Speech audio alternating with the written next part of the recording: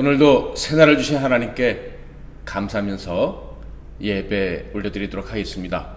주님이 주신 땅으로 찬양하겠습니다. 주님이 주신 땅으로 한 걸음씩 나아갈 때에 수많은 적들과 견고한 성이 나를 두렵게 하지만 주님을 신뢰함으로 주님을 의지함으로 주님이 주시는 담대함으로 큰 소리 외치며 나아가네.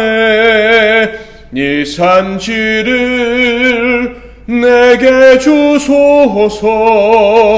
그날에 주께서 말씀하신 이제 내가 주님의 이름으로 그 땅을 취하리니 이 산지를 내게 주소서.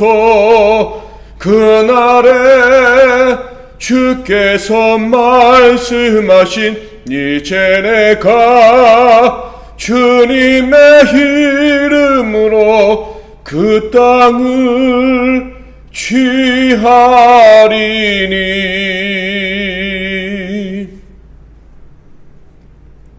오늘 하나님께서 주시는 은혜의 말씀은 구약성경 시편 85편 말씀이 되겠습니다. 시편 85편 말씀을 제가 봉독해 드리겠습니다. 여호와여, 주께서 주의 땅에 은혜를 베푸사 야곱의 포로된 자들이 돌아오게 하셨으며 주의 백성의 죄악을 사하시고 그들의 모든 죄를 덮으셨나이다. 셀라. 주의 모든 분노를 거두시며 주의 진노를 돌이키셨나이다. 우리 구원의 하나님이여, 우리를 돌이키시고 우리에게 향하신 주의 분노를 거두소서. 주께서 우리에게 영원히 노하시며 대대에 진노하시겠나이까. 주께서 우리를 다시 살리사 주의 백성의 주를 기뻐하도록 하지 아니하시겠나이까. 여호와여, 주의 인자하심을 우리에게 보이시며 주의 구원을 우리에게 주소서. 내가 하나님 여호와께서 하실 말씀을 들으리니 무릇 그의 백성 그의 성도들에게 화평을 말씀하실 것이라. 그들은 다시 어리석은 대로 돌아가지 말지로다. 진실로 그의 구원이 그를 경외하는 자에게 가까우니 영광이 우리 땅에 머무르리이다. 인애와 진리가 같이 만나고 의와 화평이 서로 입맞추었으며 진리는 땅에서 솟아나고 의는 하늘에서 굽어보도다. 여호와께서 좋은 것을 주시리니 우리 땅에 그 산물을 내리로다. 의가 주의 앞에 가며 앞서가며 주의 길을 닦으리로다. 아멘. 오늘은 영광의 땅에 머물리라, 영광의 땅에 머물리라 라는 제목으로 하나님 말씀을 상고하겠습니다. 지금 내가 그리고 우리가 머물고 있는 이곳은 복되고 만족스러운 곳이라 생각을 하십니까? 아니면 다른 곳으로 가야 하나, 혹은 옛날 거하던 곳으로 돌아가야 하나 라고 생각을 하십니까? 우리가 인생을 살아가다 보면 이런 식의 후회를 할 때가 종종 있습니다. 최선이라고 생각했고 정말 좋아해서 선택했다고 생각했었는데 잘못된 선택이었다라며 후회의 마음이 들 때가 있는 거예요. 믿음의 길은 어떠할까요? 당연히 우리는 죄인이고 부족한 존재이기 때문에 불의하거나 비진리의 길을 거부하고 오직 진리와 의의 길을 구하며 길을 걸어온 사람도 자신도 모르는 사이에 후회에 직면할 때가 있습니다. 자, 그런데 우리 인생의 중요한 선택 중에 절대로 되돌릴 수 없는 부분이 있지 않습니까? 믿음의 길에도요, 혹시 후회한다 할지라도 절대로 되돌릴 수 없는 부분이 있습니다. 그런데 놀랍게도 절대로 후회해도 되돌릴 수 없다고 생각하는 그 부분은요, 고통스럽고 저주스러운 것이 아니고 복에 관한 부분입니다. 만약 어떤 신자가 돌이킬 수 없는 것은 복이 아니라 저주라고 계속 우긴다면 영적인 무지 때문에 그렇게 주장할 것입니다. 하나님의 진짜 은혜를 잘 모르기 때문에 돌이킬 수 없는 부분이 은혜라는 것을 인정하지 못하는 것이죠. 자, 그렇다면 믿음의 길에서 돌이킬 수 없는 그 부분이 복이라고 한다면 도대체 어떤 부분이 돌이킬 수 없음에도 복이라고 할 수 있는가? 바로 하나님께 부름받고 믿음의 길에 들어선 자는 거기서 돌이킬 수 없다. 하나님의 은혜에 붙들려서 평생을 살아가야 한다. 그것이 바로 돌이킬 수 없는, 없음에도 불구하고 진짜 복이라고 말할 수 있는 부분입니다. 지옥으로 향하던 길에서 천국으로 향하는 길에 들어선 자 절대 돌이킬 수 없습니다. 변경 불가합니다. 가나안으로 향했던 아브라함이 다시 하란으로 돌아갈 수 없고, 출애굽한 자들이 절대 애굽으로 돌아갈 수 없는 것과 마찬가지입니다. 아브라함은 귀양 불가였고요. 출애굽한 자들은 광야에서 죽을지언정 절대 애굽으로 돌아갈 수가 없습니다. 출애굽을 결정한 것, 가나안 땅으로 가기로, 약속의 땅으로 가는 인생이 되기로 결정한 것, 그것은 절대 변경 불가라는 것이죠. 바로 그것이 은혜인 거예요. 믿음의 길, 즉 구원의 길에 들어선 그 결정은 절대로 바뀌지 않습니다. 이것이 하나님이 우리에게 은혜 주실 때 결정을 하신 거예요. 때로는 의심이 생겨서 과거 그 세상으로 구원받지 못했던 때의 삶으로 돌아가 보고 싶을 때가 있을 수도 있어요. 그런데 절대 못 돌아갑니다. 그런데 그것이 은혜라는 것이죠. 돌아가고 싶다는 어리석은 생각이 들어서 광야로 헤맬 수는 있겠지만, 그래서 고통을 겪을 수는 있겠지만, 그래도 하나님은 그들을 애굽으로 돌려보내지는 않습니다. 이것이 하나님의 백성들, 택함받은 자들이 영원히 누리는 복인 거예요. 시편 85편은 성전에서 노래하고 또 성전 문지기 역할도 감당하던 고라의 자손이 지은 시입니다. 이 시는 바벨론 포로 생활을 마치고 돌아와서 지은 시인데요. 그의 조상들의 믿음을 저버리고 애굽, 곧 세상과 세상의 악한 풍조를 사모했었죠. 그래서 그 죄로 말미암아 하나님이 경고하신 대로 약속의 땅, 그 가나안 땅을 빼앗기고 바벨론으로 끌려가게 됩니다. 그런데 하나님의 은총, 곧 그들을 믿음의 길에 들어서게 하시기로 한 그 결정 때문에 그들은 영원히 버림받지 않고 결국 가나안으로 돌아오게 되죠. 천국을 상징하는 땅, 하나님만을 섬기며 살아가는 땅인 가나안의 예루살렘으로 돌아오게 됩니다. 바로 이때 이 시를 지은 거예요. 그래서 이 시가 이렇게 시작이 됩니다. 1절부터 3절을 볼까요? 여호와여, 주께서 주의 땅에 은혜를 베푸사 야곱의 포로된 자들이 돌아오게 하셨으며 주의 백성의 죄악을 사하시고 그들의 모든 죄를 덮으셨나이다. 셀라. 주의 모든 분노를 거두시며 주의 진노를 돌이키셨나이다. 하나님과 함께 하기로 한 결정을 기뻐하지 못해서 그 약속을 저버려서 하나님의 진노를 일으켰던 것을 회개하고 있습니다. 그 죄악을 하나님은 결국 또 용서하시고 다시 가나안으로 돌아와 머물게 하신 그 은혜를 기억하면서 감사의 고백을 올리고 있는 것이죠. 그러니까 회개와 그리고 감사의 고백을 함께 올리면서 하나님의 은혜로 결국 우리는 약속의 땅, 그 거룩한 땅에 살게 되었습니다 라고 하나님을 찬양하고 있는 것입니다. 그리고 나서 또다시 사죄의 고백을 합니다. 4절부터 7절. 우리 구원의 하나님이여, 우리를 돌이키시고 우리에게 향하신 주의 분노를 거두소서. 주께서 우리에게 영원히 노하시며 대대에 진노하시겠나이까? 주께서 우리를 다시 살리사 주의 백성이 주를 기뻐하도록 하지 아니하시겠나이까? 여호와여, 주의 인자하심을 우리에게 보이시며 주의 구원을 우리에게 주셔서. 이 회개의 기도는 믿음의 길을 선택할 수 있었던 자들이 그 선택한 것을 후회한 결과 세월을 낭비했던 것들을 회개하고 있습니다. 우리에게서 믿음을 갖고 믿음의 길을 갈 수 있는 선택을 할 수 있도록 허락해 주신 그 하나님을 아버지라고 부르게 하셨던 은혜를 헌신짝처럼 차버린 것을 회개하고 있습니다. 그래서 아버지를 진노케 하고 하나님과 함께 살게 됐던 영광의 땅을 거부했던 죄악을 회개하고 있습니다. 그럼에도 불구하고 이 회개 가운데 놀라운 믿음이 담겨져 있어요.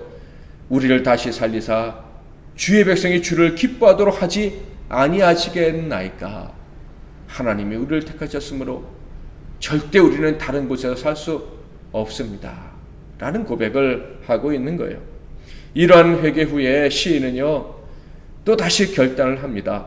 믿음에 들어선 자가 마땅히 해야 될 결단을 하나님께 올려드리고 있어요. 8절 9절 내가 하나님 여호와께서 하실 말씀을 들으니 무릇 그의 백성 그의 성도들에게 화평을 말씀하실 것이라. 그들은 다시 어리석은 대로 돌아가지 말지로다. 진실로 그의 구원이 그를 경외하는 자에게 가까우니 영광이 우리 땅에 머무르리다. 다시는 후회하지 않겠다는 거예요.